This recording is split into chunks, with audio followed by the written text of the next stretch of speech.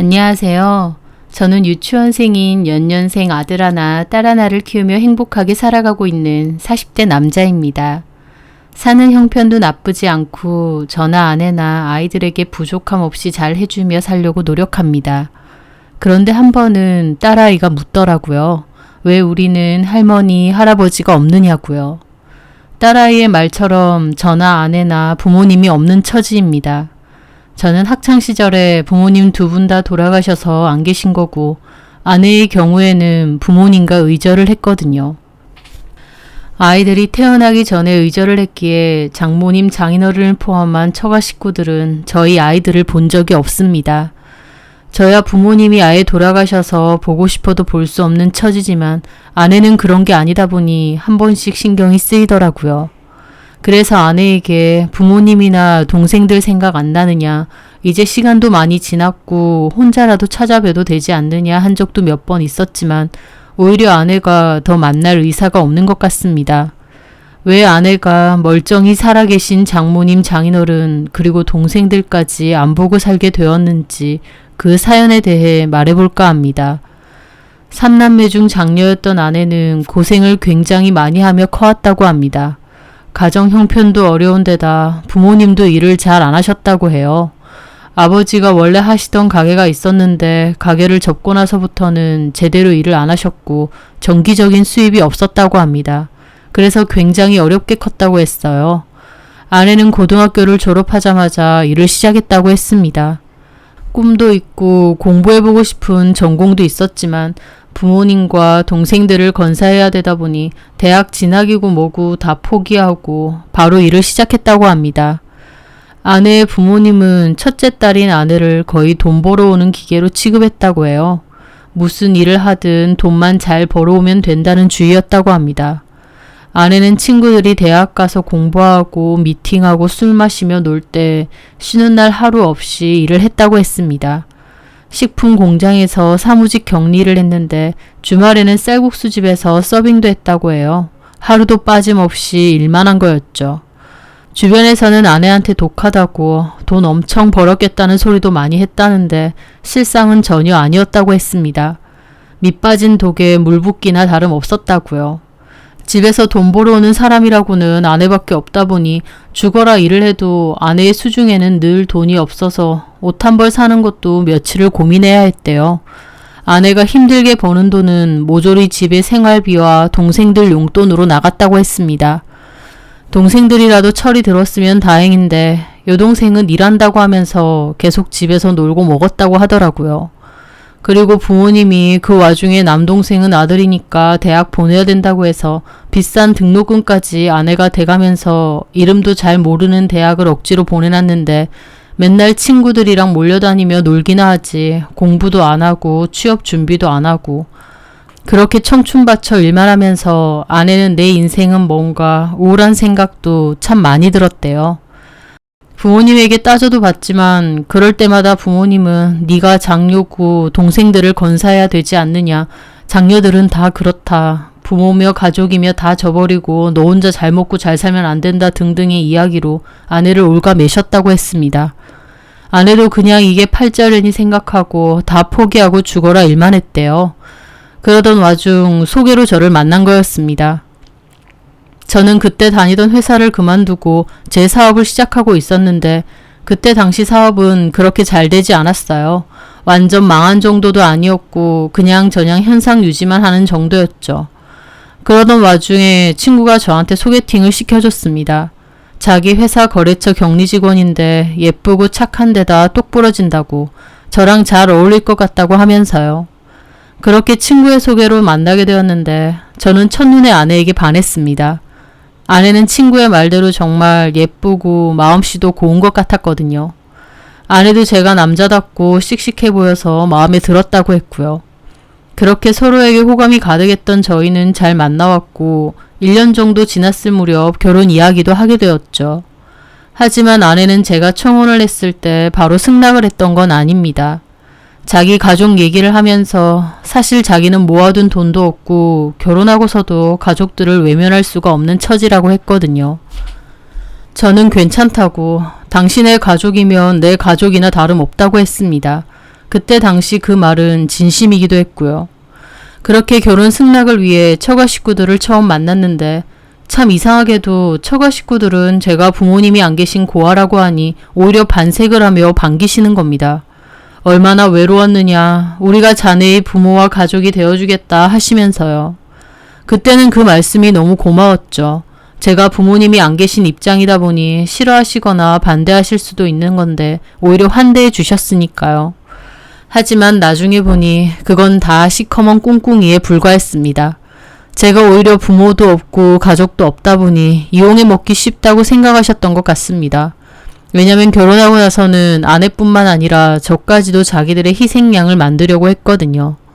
저는 그 집에서 첫째 딸처럼 돈 벌어오고 희생해줄 머슴 같은 존재가 되었던 겁니다. 어느 순간 저 역시도 아내처럼 살고 있더라고요. 장모님 장인어른 생활비를 내는 것도 모자라 남동생 학비에 생활비, 여동생 용돈까지 열심히 벌어도 처가댁으로 돈이 다 흘러 들어가고 있었어요. 저희 부부가 늘 열심히 일하는데도 모이는 돈은 없고 매달 허리가 휘는 이유였죠. 아내는 저에게 너무 미안했지만 아내 역시 가족을 외면할 수 없었기에 어쩔 방도가 없었어요. 그러다 그때쯤 제가 하던 사업이 시기적인 특수사항을 맞이하면서 확 잘되기 시작했습니다. 사람은 살면서 몇 번의 기회가 온다고 하는데 아마 그때가 제 인생에서 몇 안 되는 기회 중 하나였던 것 같습니다. 저희 회사 매출이 확 뛰기 시작하면서 많은 돈을 벌기 시작했고 그걸 발판 삼아서 준비 중이던 다른 사업도 시작했거든요. 시기와 때가 잘 맞았는지 준비해온 사업들은 다 잘 되었고 회사도 성장하고 저 역시 큰 돈을 만지게 되었습니다. 사람 일 한 치 앞도 모른다고 매달 매출 걱정하며 근근히 이어오던 제 사업이 확 성장하게 된 거였죠. 처가 식구들도 다 기뻐했습니다. 당연히 그렇겠죠. 제가 자기들 돈줄이었을 테니까요. 그 전에는 저를 은근히 돈 벌어오는 머슴 취급하던 처가 식구들이 저를 대하는 대우도 확 달라졌습니다. 우리는 자네가 성공할 줄 알았어. 내 말이 딱 봐도 사업가로 잘 될 것 같다고 그랬잖아 내가. 우리가 자네의 가능성을 보고 믿었던 거야. 결혼도 허락해주고. 그러니까 솔직히 부모도 없는 고아라고 하면 어느 집에서 환영하겠어. 그래도 우리는 자네 인성 하나 보고 또 잘 될 것 같은 그릇을 보고 우리 딸이랑 결혼시킨 거야. 그렇지. 지금도 잘하긴 하지만 우리가 자네 생각한 거 잊으면 안 돼. 우리는 자네를 거의 아들이나 다름없게 여긴다니까. 라면서 저를 축혀 세움과 동시에 자기들은 저를 아들로 생각한다면서 더 잘하라는 압박을 하시더라고요. 그러면서 더 당당하게 저한테 빌붙기 시작했고요. 아예 카드를 받아가서 쓰기 시작했고 당연하다는 듯 제 카드를 처가 식구들이 다 썼거든요. 그맘때 저희 부부가 좀 큰 집으로 이사를 가게 되었는데 저희 집이 좋다고 이런저런 핑계로 집에까지 들어 앉았습니다. 따로 집이 있으시면서 저희 집이 더 크고 살기에도 좋다는 이유로 짐을 하나 둘씩 들고 오더니 나중에는 아예 방까지 차지하고 지내기까지 했어요. 아내가 원래 집으로 가시라고 몇 번이나 말해도 싹 무시하고 그냥 지내더라고요. 곤란해하는 아내를 대신해 저는 괜찮다고 그냥 여기서 좀 지내시게 하자고 했고요. 하지만 저도 속으로는 스트레스가 쌓였습니다. 갈수록 처가 식구들의 행동은 뻔뻔해지기 시작했고요. 처제는 생활비 카드로는 모자랐는지 아내의 카드까지 몰래 빼가서 자기 마음대로 사용했어요. 분수에 맞지 않은 가방이나 지갑까지도 할부로 끊고요. 게다가 제가 장모님 장인어른에게 생활비 명목으로 드린 카드는 처남에게 몰래 주셨는데 처남은 그 카드로 친구들이랑 몰려다니며 술 먹고 노는 데 쓰는 것 같더라고요. 원래도 카드값이 많이 나왔는데 한 번은 너무 많이 나왔길래 내역서를 살펴봤죠. 그랬더니 술집에서 70이나 썼더라고요. 제가 이건 아니다 싶어서 처남에게 말을 했죠. 처남, 내가 장모님께 드린 카드 처남이 들고 있지? 예. 엄마가 저보고 필요할 때 쓰라고 하셔서. 카드값 보니까 술값으로 70만 원을 썼던데 도대체 어딜 간 거야? 친구가 군대 제대해서 제가 기념으로 한턱 쐈거든요. 아니 친구가 제대를 했는데 자네가 왜 한턱을 쏘나? 제가 도움도 많이 받고 그랬던 친구라서 제대했다고 하니까 기분 좋고 그래서요. 좀 많이 마셨더니 그렇게 나왔네요. 처남, 내가 이렇게 쓰라고 카드를 장모님 드린 게 아니야. 생활비 쓰시라고 드린 걸 술값으로 70만 원? 그런데 제 말에 처남은 듣기 싫다는 듯 입이 대빨 나와서 궁시렁거리더군요. 근데 뭐 자주 쓴 것도 아니고 어쩌다 한 번인데 너무 뭐라고 하시는 거 아니에요? 솔직히 매형 돈 잘 버시잖아요. 내가 잘 벌어봤자 70만 원 술값 턱턱 내줄 정도로 잘 버는 것도 아니고, 그리고 처남 취업 준비는 하고 있는 거 맞아? 취업 준비한다고 해서 학원비며 교재비며 다 내줬는데 어디 이력서는 냈어? 준비를 하고 있는 건 맞아? 제 말에 처남은 듣기 싫다는 듯 표정을 구기더라고요. 그러면서 제 말을 싹 끊고는 죄송해요. 이제 안 쓸게요. 그럼 됐죠? 그러고는 자리를 확 뜨는 겁니다. 돈 쓸 때는 잘도 친한 척하면서 윗사람으로서 한마디 하면 저렇게 노골적으로 기분 나쁜 티를 내는 거였습니다. 처제도 마찬가지였어요. 취업 안 된다고 갑자기 뭔 미용을 배우겠다며 학원비를 타가더니 자격증 따고 나선 아예 저한테 가게 하나 차려달라 요구하더라고요. 장모님 장인어른도 옆에서 거들고요. 제가 자격증도 땄다고 하니까 가게 하나 차려주면 지하가름하고 살 것 같은데. 장모님, 제 생각은요. 처제가 그런 일을 하고 싶으면 일단 다른 사람 밑에서 일을 해보는 게 먼저인 것 같습니다. 자격증 하나 땄다고 덜컥 가게 내는 게 말이 되나요? 저 남 밑에서 일 못해요. 그리고 같이 학원 다녔던 친구들 다 바로 가게 차린다고 했는데. 그래, 자네가 능력이 없는 것도 아니고 하나밖에 없는 처제를 위해서 가게 하나 못 차려줘? 큰 것도 아니고 그냥 손바닥만한 크기로 알아보면 된다는데.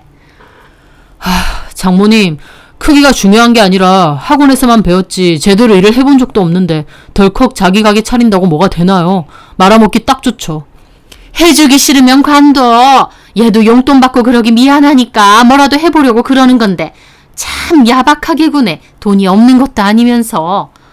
자네도 그러는 거 아니야. 이제 돈 좀 번다고 가족들은 나 몰라라야? 그러시는 겁니다. 맨날 가족이 어쩌고 하시지만 제가 진짜 가족이 맞기나 한 걸까 싶더라고요. 저는 안 된다고 강경하게 나왔죠. 하지만 질릴 정도로 설득을 했고 결국은 제가 처제 가게도 하나 차려줬습니다. 그리고 한편으론 그거라도 차려주면 자기 앞가름은 이제 하고 살겠지 생각하면서요. 하지만 그러는 사이에 저도 뻔뻔한 처가 식구들의 행태에 많이 지쳐갔고 점차 고민도 많아졌습니다. 저도 사람인데 지치는 건 당연했죠. 맡겨놓은 것 마냥 뻔뻔하고 당연하게 저한테 돈 요구를 해대는데 제가 언제까지 뒤치다꺼리를 해야 하나 싶고요. 아내도 저에게 몹시 미안해했습니다. 자기 때문에 제가 맨날 돈 걱정하고 스트레스 받게 한다고요. 그런 말을 하는 아내도 너무 안쓰럽더라고요. 아내와 저를 위해서라도 뭔가 결단을 내려야 되는 게 아닌가 싶었죠. 그렇게 고민이 쌓여가던 찰나 결정적인 일이 하나 생겼습니다. 하라는 공부나 취업 준비는 안 하고 친구들이랑 몰려다니면서 놀러 다니고 술이나 먹으러 다니던 처남이 갑자기 결혼을 하겠다고 한 거였습니다. 처남의 결혼 상대는 임신을 한 상태라서 일단 결혼부터 하겠다 한 거였죠. 그 얘기를 듣는데 이 가족들은 진짜 답도 없구나 싶더라고요. 처남이 돈을 벌고 있는 것도 아니고 취업을 한 것도 아닌데 아무런 대책도 없으면서 애가 졌다고 덜컥 결혼만 하면 다인가요? 하지만 그 집 식구들은 아무 생각이 없었습니다. 뻔하죠. 또 저한테 도와달라 할 거였으니까요. 저도 진짜 대책 없는 처가 식구들의 행동에 만정 다 떨어졌는데 아니나 다를까 저한테 처남의 결혼 비용 좀 도와달라 하는 겁니다. 전세금 좀 해달라고요. 저는 예전과 달리 이번에는 그 어떤 것도 도와줄 수 없다. 그러고 싶지 않다. 강경하게 나왔습니다. 지금 두 식구 생활비에 용돈만 해도 충분히 버겁다. 내가 왜 처남 전세 비용까지 도와줘야 되냐 하면서요. 아내 역시도 도와줄 필요 없다고 저한테 강하게 말했고요. 그 후에 저한테는 더 이상 얘기하지 않으시길래 알아서 하시겠지 생각했습니다. 그런데 저한테만 안 그러신 거고 아내는 뒤에서 계속 못살게 구셨더라고요. 그 사실을 알게 된 건 제가 몸살로 몸이 좀 안 좋아서 일찍 퇴근하고 집으로 간 날이었어요. 집에는 웬일인지 아무도 없더라고요. 저는 감기약 먹고 바로 방으로 들어가서 드러누워 잤습니다. 얼마나 잤는지 한참을 자다가 거실 밖에서 무슨 소리가 들려서 잠에서 깼죠. 가만 보니 거실에서 아내가 처남과 장모님하고 싸우는 소리가 들리는 거예요. 정확히는 싸우는 게 아니라 아내가 일방적으로 당하고 있었어요. 내용을 들어보니 처남 결혼 비용 때문에 처남과 장모님이 한편 먹고 아내를 들들 볶는 거였습니다. 누나가 매형한테 잘 좀 말해주라니까. 내가 왜 그래야 되는데. 네 일이면 네가 좀 알아서 해. 대책 없이 결혼만 하겠다 하면 다야? 그리고 매형한테 뭐 맡겨놨어?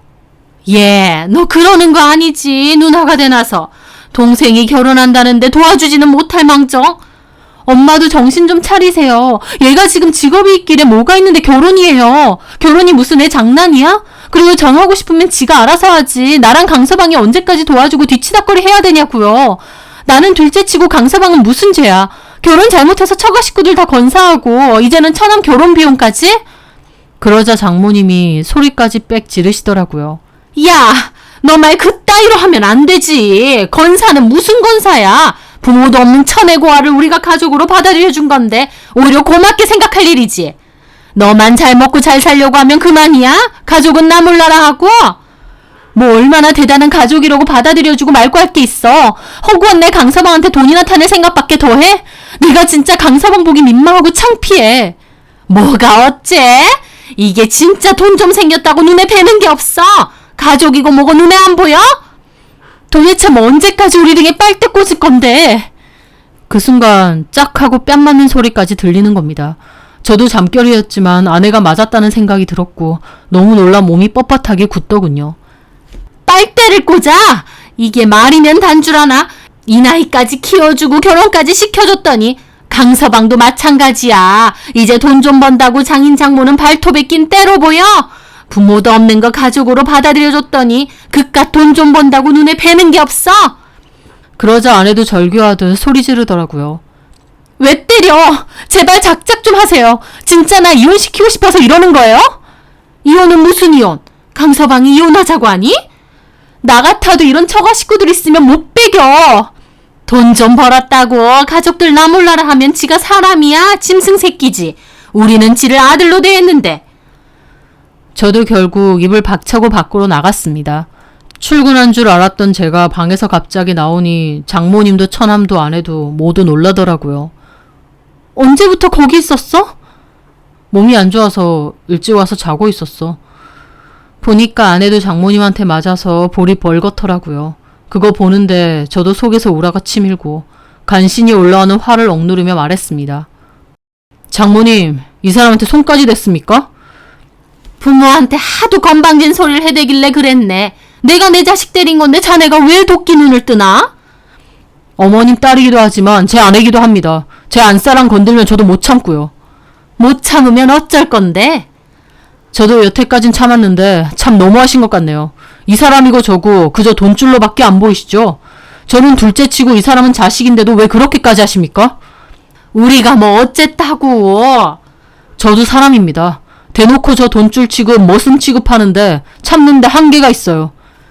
그렇게 싸우고 있는데 외출하셨던 장인어른도 들어오더라고요. 이게 뭔 일이야? 세상에, 강서방 하는 소리가 아주 가관이에요. 자기들 돈줄 취급하고 머슴 취급했다고 이 난리예요. 뭐야? 알량한 돈 좀 쥐어줬다고 그런 식으로 말을 해?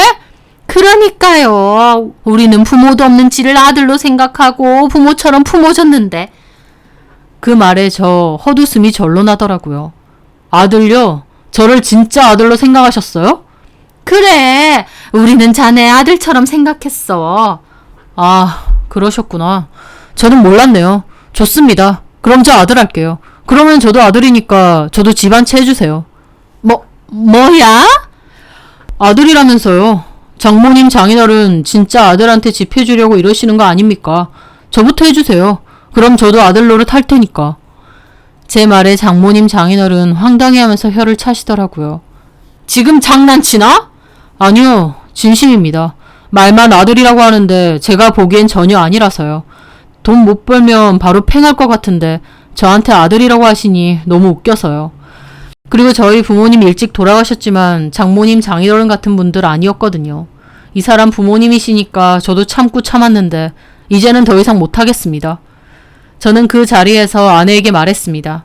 당신이 이 자리에서 선택해. 당신 가족이야? 아니면 나야? 제 갑작스러운 말에 아내도 당황스러운 얼굴이 되더라고요. 당신이 결단을 내려야 해. 미안하지만 나도 더 이상은 이렇게 못 지내겠어.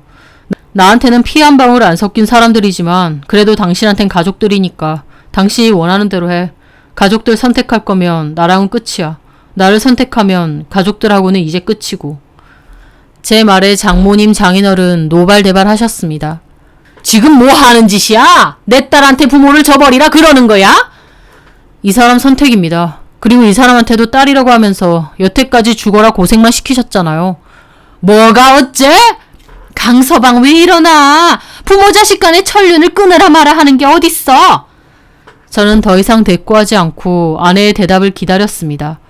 제 말에 아내도 심각하게 고민을 하더니 이내 입을 열었습니다. 나도 더 이상 이렇게 살고 싶지 않아요. 나 고등학교 졸업하고부터 하루도 못 쉬고 일했어요. 그렇게 죽어라 일했는데 내 수중에 돈 한 푼 남은 거 없었어요. 결혼하려고 할 때 엄마 아빠한테 말했더니 돈 없다고 오히려 빚 있으니까 그것까지 저더러 갚으라고 했죠. 나는 바보같이 또 그거 갚고 있고 10년 동안 호구자처해서 엄마 아빠 승현이 지연이 생활비에 용돈까지 다 대줬으면 할 만큼 했어요. 고마워하는 것도 아니고 오히려 더 달라 대놓고 뻔뻔하게 나오고 나도 더 이상은 못하겠어요. 결혼했고 이제 이 사람이 내 가족이에요. 나는 이 사람 하자는 대로 할 거예요 이제. 아내의 말에 장모님 장인어른 미쳤냐고 소리 지르고 난리치고 장모님은 아내에게 손찌검까지 하려길래 제가 막아섰습니다. 그리고 빠른 시일 내로 짐 싸서 원래 집으로 돌아가시라고 했습니다. 장모님 장인어른은 못 간다고 난리를 쳤어요. 그날은 그렇게 어영부영 마무리됐지만 며칠 뒤 처가 식구들 다 자리를 비웠을 때 짐 정리해서 원래 집으로 싹 보내버렸습니다. 집 비밀번호도 바꿔버리고요.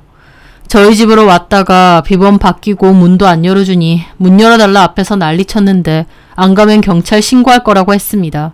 장모님께 드렸던 카드도 바로 해지했어요.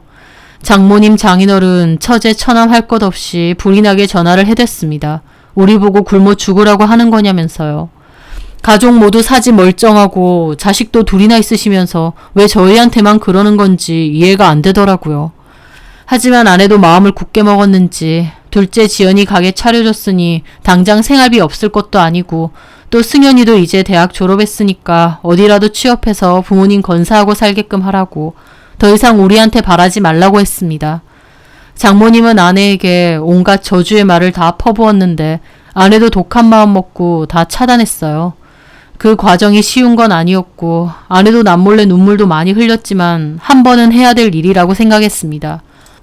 아내에게 괜찮냐고 하니 자기도 살면서 이렇게 가족 인연 끊고 싶었던 게 한두 번이 아니었다고 그동안은 마음으로만 몇 번이고 생각했었는데 오히려 속 시원하다고 하더라고요.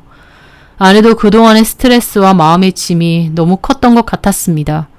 가족을 끊어냈다는 죄책감도 있었지만 후련함도 동시에 느끼는 것 같더라고요. 그 후 건너서 듣기로 처남은 결혼은 안 하고 아르바이트 전전한다고 했고 처제는 차려준 가게로 가족들 건사 좀 하다가 못해 먹겠다고 연락 끊었다고 했습니다. 장모님 장인어른도 당장에 생활비가 끊기니 나가서 일하신다고 했던 것 같고요. 결국 다 일할 수 있으면서 저희 부부한테만 매달려 살아왔던 거였죠. 아내는 근황을 듣고는 자기 가족들을 위해서라도 그때 그렇게 끊어낸 게 다행이라고 하더라고요. 그 뒤로도 연락 안 했지만 저희 부부가 집도 이사를 하면서 아예 인연을 다 끊게 되었습니다. 아내도 한 번씩은 가족 생각이 나는 것도 같아서 제가 물어본 적도 몇 번 있었어요. 하지만 아내는 저와 아이들이 이제 자기 가족이라면서 그동안은 희생만 하고 가족들을 위해서만 살아왔으니 이제는 본인만 생각하고 살고 싶다고 하더라고요. 아내의 뜻이 강경하다 보니 저도 더 말을 보태진 않았고요. 자식이라는 이유로 또 맏딸이라는 이유로 한없는 희생만 했던 아내 그리고 사위라는 이유로 저한테도 빨대 꽂으려 하고 그걸 당연하게 생각했던 처가 식구들 착하고 의젓하던 첫째 딸이 그렇게 뒤도 보지 않고 인연을 끄는 데에는 자기들의 행동이 얼마나 심했는지 한 번쯤은 돌이켜 생각해봤으면 합니다. 제 사연 들어주셔서 감사합니다.